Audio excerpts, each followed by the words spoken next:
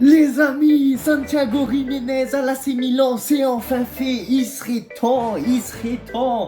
Mais aujourd'hui, on va parler de Mercato, il y a plein de choses à dire sur Santiago Jiménez.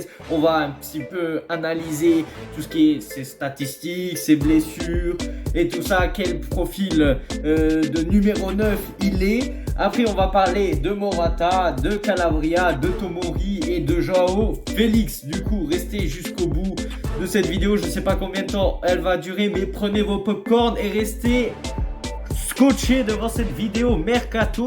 Déjà, avant de commencer, je voulais vous remercier pour les 559 abonnés. Voilà, au mois de janvier, on a battu tous les records, que ce soit de vues, de durée de visionnage ou encore d'abonnements. Voilà, on a battu les records. On a atteint 111 abonnés juste au mois de janvier. C'est mon record. Donc voilà, merci infiniment.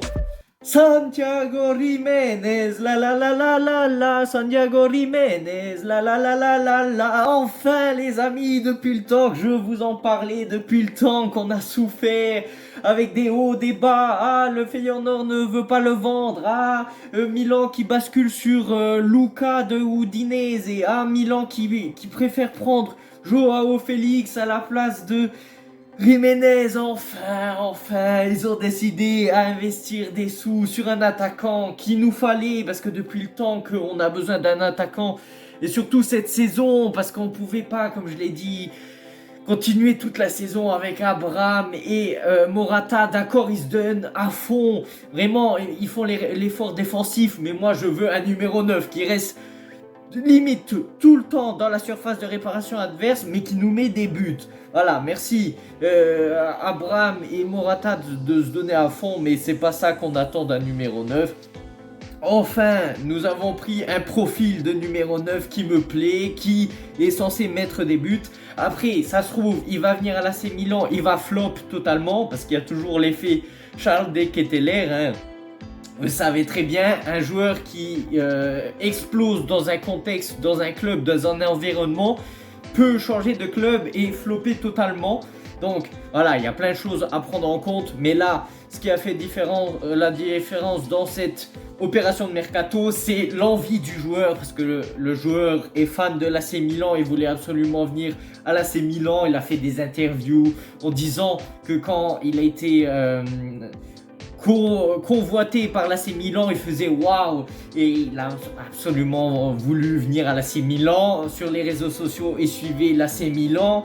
Son agent, c'est Raffaella Pimenta, qui est supportrice de l'AC Milan. Donc il y avait toutes les planètes qui s'alignaient pour faire que Jiménez viendrait à l'AC Milan. Donc c'est un joueur de 23 ans qui fait 69 kg pour 1m82. Donc c'est pas quelqu'un de gigantesque non plus, mais vous allez voir qu'il est très polyvalent dans ses façons de mettre des buts. Parce que voilà, il est capable de... Bon, il est gaucher. Donc il a mis dans sa carrière 73 buts et 17 passes décisives en 163 matchs joués, dont 112 titularisations. Il a mis 45 buts du pied gauche, 12 buts du pied droit, 13 buts de la tête. Donc voilà, il a quand même un panel de façon de marquer quand même importante. Même si on voit que il marque plus du pied gauche, parce qu'il a un pied gauche surpuissant, dont dans tous ses buts qu'il a marqués, 68 dans la surface de réparation, 4 de l'extérieur de la surface de réparation et 9 sur penalty. Donc 68 buts dans la surface de réparation montre qu'il reste dans la surface de réparation. Après, même en contre-attaque, il peut être utile. On l'a très bien vu sur le but qu'il a mis contre le Bayern, parce qu'il a mis un doublé, donc un but en contre-attaque. C'était un lob par au-dessus de la défense et il a fait un contrôle magnifique, et dans sa course, il a éliminé le gardien, et un but sur penalty. Mais après, on va en parler contre quel club il a marqué, parce que vous allez me dire, oui, il joue en Eredivisie, c'est un petit championnat. Je suis d'accord, c'est peut-être ça aussi qui fait que quand il viendra en Serie A, il aura du mal à s'adapter. Mais on va voir contre qui il a marqué, et pas mal de clubs italiens. Donc, le transfert s'élève à 35 millions d'euros plus bonus, du coup, enfin non, avec les bonus inclus. il prendrait 2,2 millions de salaire, ce qui est parfait, voilà, parce que c'est ce que j'avais dit. Un joueur comme ça qui explose dans un petit club qui n'a pas encore un contrat énorme, il faut aller profiter. Peut-être que tu payes 35 millions à Feyenoord, mais tu diminueras forcément son salaire, contrairement à je sais pas, un joueur qui est déjà affirmé, qui est déjà dans son club, genre par exemple Erling Haaland. Au niveau de son salaire, c'est insoutenable. Bon, déjà d'aller le chercher, c'est impossible, mais c'est un exemple. Voilà, c'est un peu grossier, mais c'est pour que vous compreniez. Alors que là, il gagnait, je sais pas, aux alentours de 1 million d'euros à Feyenoord. Pour l'AC Milan, il suffit de doubler et 2,2 millions d'euros, c'est tout à fait soutenable pour l'AC Milan. Donc c'est un contrat jusqu'en 2028 apparemment et il y aurait une option pour renouveler son contrat. Du coup ça c'est bien, on se met en sécurité au cas où le joueur va mal, voilà, au cas où il se blesse, au cas où il fait de la merde, ben son contrat peut se terminer. Mais s'il fait bien, on peut lui renouveler son contrat, ça c'est parfait. Donc aujourd'hui, il devrait faire les visites médicales à Milan, il devrait signer son contrat. Bon, malheureusement, je pense pas qu'il devrait pouvoir jouer dans le derby parce que Abraham du coup jouera. Et voilà, moi c'est un joueur comme ça que je veux, qui marque de toutes les manières, un vrai numéro 9. Après ça se trouve, voilà, ça se trouve, il aura du mal à s'adapter.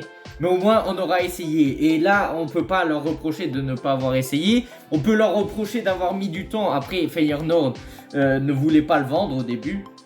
Mais ils se sont rendus compte que le joueur voulait partir. Donc, c'est pas bien de garder des joueurs qui veulent plus jouer au club, qui ne sont plus investis à 100% dans le projet. C'est pour ça aussi que Milan, je vais en parler plus tard, a dégagé quelques joueurs. Mais voilà, moi je suis super content. Champagne. Bon, après ça se trouve, voilà, il va flop totalement. Après, c'est pas parce qu'il est arrivé que forcément on a résolu tous nos problèmes. Voilà, on reste quand même 8e au championnat. C'est pas pour autant que j'ai pardonné la direction pour toutes les erreurs qu'ils ont fait. Et pour le manque d'ambition qu'ils avaient. Là, ils se rattrapent un chouïa en allant chercher des joueurs comme Kyle Walker et Santiago Jiménez en espérant que ça soit pas la fin du mercato. En tout cas, côté départ, il y a plein de choses prévues, mais on va en parler. Mais aussi, il faut s'intéresser à ses blessures parce que il a eu quelques grosses blessures, mais normalement, c'est rien d'alarmant. Donc 2023-2024, il a eu 33 matchs manqués pour une raison inconnue, ils disent sur Transfer Market. Dans la saison 2024-2025, du coup, c'était en 2024 de cette saison, il a loupé 11 matchs. Bon, en espérant que, vu que Milan aime bien avoir des joueurs blessés, en espérant que ça se répercute pas et que ça se reproduise pas à l'AC Milan. Parlons de ses buts et contre qui il a pu marquer ses buts. Parce qu'on peut se dire, oui, il a marqué que contre des petites équipes en Eurodivisie, un petit championnat, du coup forcément ça augmente son compteur de buts. Mais déjà, cette saison, il a joué 5 matchs en Ligue des Champions, il a mis 5 buts et une passe décisive, ce qui n'est pas mal. Il a joué 11 matchs en Eurodivisie parce qu'il s'était aussi blessé et il a mis 7 buts et une passe décisive, ce qui est un très beau ratio match joué et but. Franchement, c'est propre. Après, ça reste un petit championnat, mais il a quand même prouvé en Ligue des Champions en marquant en plus un doublé contre le Bayern et je vais en venir. Donc son dernier match contre qui il a marqué, c'est le LOSC en Ligue des Champions. Du coup, il avait mis le but de l'égalisation 1-1 où on croyait en plus qu'il s'était blessé juste après. Mais rien de grave, c'est pour ça qu'il est à l'AC Milan. Enfin, du moins, espérons qu'il arrive à dépasser les visites médicales. Il a mis un doublé contre le Bayern. Il a mis un but contre Manchester City. Pour le moment, on reste sur quand même des grands clubs. Bon, à part LOSC qui a fait un très beau parcours en Ligue des Champions, c'est pas un top club comme le Bayern, c'est ça que je veux dire. Ensuite, il a marqué contre l'AS Roma, donc premier club italien, du coup c'était en Europa League. la saison dernière. Contre l'Atlético Madrid en Ligue des Champions. Contre la Lazio, il a mis un doublé. Il a mis un triplé contre l'Ajax. Il a mis encore un but contre la Lazio en Europa League, quelques saisons en arrière. Et il a mis encore un doublé contre la Lazio. Du coup, il a mis 5 buts contre la Lazio. Donc, cette saison, on veut le voir titulaire contre la Lazio et il nous claque autant de buts qu'il a mis en Europa League. Donc, c'est tout sur Santiago Giménez. Maintenant, on va passer aux autres news de Mercato. Here we go. Du coup, comme l'a annoncé Fabrizio Romano sur ses réseaux sociaux, que d'ailleurs j'ai republié sur mon compte Instagram, n'hésitez pas à me suivre, voilà, c'est écrit là, Diable Masqué. Morata devrait signer à Galatasaray. Il fallait juste attendre que Milan sécurise l'achat de Giménez pour valider le départ de Morata. Donc ça serait du coup un prêt avec option d'achat. Moi je vous avais dit obligation d'achat. Apparemment de ce que j'ai entendu ça serait une option d'achat à 8 millions d'euros. Donc en espérant qu'il puisse illustrer à Galatasaray, excusez-moi, en ce moment ma gorge est capoute. Et comme ça il l'achète ensuite, comme ça on est débarrassé. Pourquoi il aurait eu envie de partir d'un coup? Parce qu'il se sentait plus bien à l'AC Milan. Et l'arrivée d'un entraîneur comme Santiago Giménez comme Sergio Conceição ne l'aurait pas plu, il n'aurait pas aimé ses méthodes de travail. Donc il veut se casser. Bon, moi j'ai envie de dire, malheureusement, bon débarras, parce que un joueur qui veut pas rester à l'AC Milan, on n'en veut pas, parce que voilà, en plus on l'avait vu ces derniers temps, au début de la saison, il arrivait à enchaîner quelques passes. Ces derniers mois, il n'arrivait plus à enchaîner deux passes, sans parler des nombres de buts qu'il a mis. Je crois qu'il en a mis 6 à peu près. Bon, il a mis le but contre le Real Madrid, celui que je me souviens, un but contre Lecce de la tête, mais sinon, voilà, les autres je m'en souviens même plus. Si, contre l'Atalanta, mais on a perdu. Pour moi, bon, faut le remercier pour tout ce qu'il a fait. Il a très bien joué son rôle de milieu défensif, parce que voilà, il était plus en dehors de la surface de réparation à courir après le ballon qu'autre chose. Mais voilà, bon, on ne peut pas lui reprocher de ne pas avoir été professionnel.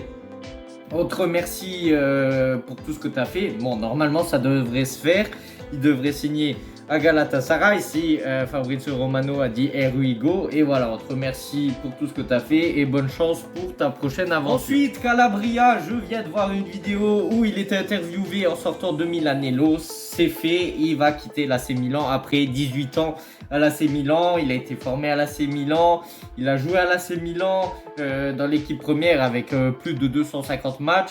Il était même le capitaine, mais on l'a très bien vu contre le match contre Parma où on a gagné. À la fin du match, il était prêt à en découdre avec Conceição. Peut-être que l'arrivée de Kyle Walker a aggravé la situation parce que peut-être il n'avait pas apprécié la concurrence. Voilà, déjà l'arrivée d'Emerson Royal, puis de Kyle Walker, puis peut-être les méthodes de travail de Conceição ne lui auraient pas plu et il avait pété un câble. Et donc, un joueur qui ne veut pas rester à l'AC Milan doit partir. Et là, il devrait signer à Bologne. Je ne sais pas les chiffres. Franchement, je n'ai vu nulle part les chiffres. Je vous tiendrai au courant si j'en sais plus. Mais en plus, il avait mis une story Insta où il a pris en photo Milanello, du coup le centre d'entraînement de l'AC Milan. Il a mis un cœur rouge et un cœur noir avec le logo infini, amour infini. Voilà, après, vous mettez là. Il avait les larmes aux yeux quand il était interviewé. Il a dit « Me posez pas trop de questions. » Voilà, parce qu'il était émotionné de quitter l'AC Milan après autant de temps. Il a dit que c'est comme si tu quittais ta copine. Du coup, ça faisait mal et tout ça. Bon, Calabria, vous savez que c'est pas un joueur que j'ai adoré. Mais voilà, on va le remercier pour tout ce qu'il a fait. Il a toujours été professionnel. Les seules polémiques qu'il a créées, c'était là contre Parma à la fin du match avec Conceição, mais sinon il a toujours été professionnel. Et voilà, bon, moi je suis content de son départ, comme ça on le verra plus titulaire. Milan devrait jouer du coup cette saison vu que Emerson Royal est blessé avec Kyle Walker et Jiménez en doublure. Je suis très content comme ça, c'est beaucoup mieux. On a fait un update là. Après bon, il y a comment il s'appelle, Terracciano, apparemment il est défenseur droit, on verra bien. Mais voilà, en tout cas, bonne chance à Bologne. On te souhaite quand même du bonheur, même si on n'était pas forcément tous fans de toi. Mais voilà, sur ce, ciao ciao Calabria. News de Mercato sur Tomori. Voilà, apparemment Tottenham serait prêt à investir 25 millions d'euros pour aller le chercher. Mais apparemment Tomori ne veut pas partir. Milan ne serait pas contre le faire partir parce qu'en plus, voilà, ses prestations, ces 2 dernières saisons, c'était une catastrophe. En plus, même là, il a confirmé d'être une catastrophe en ce moment contre le Dynamo Zagreb. Après, voilà, c'était toute l'équipe qui était une catastrophe. Mais apparemment, Tomori voudrait rester. Et en plus, bon, demain, on a un derby à jouer. On joue avec qui? Pavlovic et qui d'autre? Parce que Gabia s'est blessé. Malik Thio est blessé. On joue avec qui? Vous pouvez pas me vendre toute l'équipe alors que demain, on a un derby à jouer. L'entraîneur, il sait même pas avec qui on va jouer le derby. Ça c'est complètement fou aussi. C'est pour ça aussi, je leur en veux d'avoir fait un mercato aussi tardif. Parce que c'est pas possible de faire un mercato comme ça à la dernière minute. On a un match à jouer, tu sais pas quel joueur va être vendu ou pas dans les prochaines heures. Tu sais même pas avec quelle équipe, avec quel 11 titulaire tu vas jouer le derby parce que il y a des joueurs qui vont partir. Du coup, ça se trouve les joueurs qui vont jouer, ils seront pas concentrés parce qu'ils auront le mercato dans leur tête. Et du coup, bon, on croise les doigts pour le derby, mais moi j'ai peur parce que là, on parle plus de mercato que de derby quand même. On parle plus de quelque chose qui est en dehors du football. Bon, ça concerne le football, mais je veux dire, c'est loin des terrains de football. On parle même plus de football en lui-même. On parle juste de mercato, d'argent, de transfert. On parle même pas. Là, il y a personne qui est en train de parler du derby. Bon, ben moi de même, parce que je suis hypé par les mouvements de foule sur les réseaux sociaux avec le mercato de l'AC Milan. En plus, ça bouge, ça va, ça part, ça vient. Ça va dans tous les sens. Donc, pour moi, Tomori devrait rester.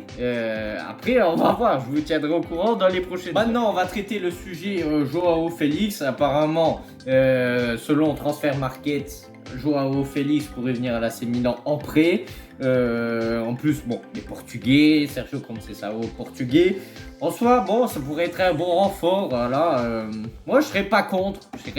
En plus, c'est en prêt. Donc, Milan n'investit pas. C'est encore mieux pour eux. Ça arrangerait tout le monde. Joao Félix, Sergio Conceição, l'AC Milan, ça arrangerait tout le monde. Après, voilà, je vous tiendrai au courant dans les prochaines heures. Parce que là, le mercato, il est in fire. Ça bouge dans tous les sens.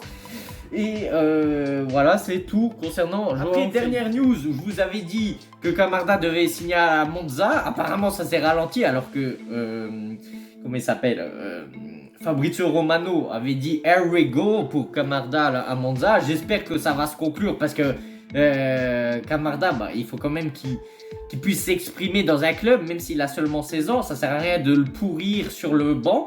Mais apparemment, Zlatan Ibrahimovic aurait dit stop, on réfléchit encore un peu. Peut-être qu'en seconde partie de la saison, on pourrait lui donner plus de chance. En vrai, un Santiago Jiménez plus un Abraham plus un Camarda, pourquoi pas, mais il faut le faire jouer. Ou tu le fais jouer, il faut être sûr de le faire jouer en série C titulaire la seconde partie de saison. On verra bien. Et petit extra, Daniel Maldini, le fils de Maldini qui était du coup à l'AC Milan cet été, qui avait été vendu à Monza, qui était déjà en prêt à Monza la saison dernière, a été vendu pour 14 millions d'euros à l'Atalanta. Et il y avait une option pour l'AC Milan de 50% sur la future revente. Du coup, sur les 14 millions d'euros que l'Atalanta a versé à Monza, il y a 50%, c'est-à-dire 7 millions d'euros qui iront aussi à l'AC Milan. Donc, bon, c'est bien pour les caisses de l'AC Milan. Après, comme moi je vous ai dit, Daniel Maldini, j'aurais voulu le voir à l'AC Milan. Excusez-moi, je vais crever. Mais voilà, bon, malheureusement, ça s'est passé comme ça. Et en plus, voilà, la direction non. Et le propriétaire n'aime pas Maldini. Du coup, s'il pouvait virer son fils, bah, ça aurait été encore mieux pour eux. Et voilà, c'est tout pour cette vidéo. Je voulais encore vous remercier pour tous les nouveaux abonnés, pour toutes les vues, tous les partages, tous les likes. Voilà, si la vidéo vous a plu, n'hésitez pas à liker, partager, commenter comme vous le faites d'habitude. Voilà, encore merci pour tout votre soutien. Et on se retrouve pour une prochaine vidéo, peut-être de Mercato ou à la limite, ça sera le derby contre du coup l'Inter demain à 18h, horaire de merde. Mais c'est comme ça. Sur ce, on se retrouve bientôt. Ciao, ciao. Voilà. Wake up, today's gonna be a good day. Wake up, today's gonna be a good day. Wake up, today's gonna be a good day. Wake up, today's gonna be a good day. Wake up, today's gonna be a good day.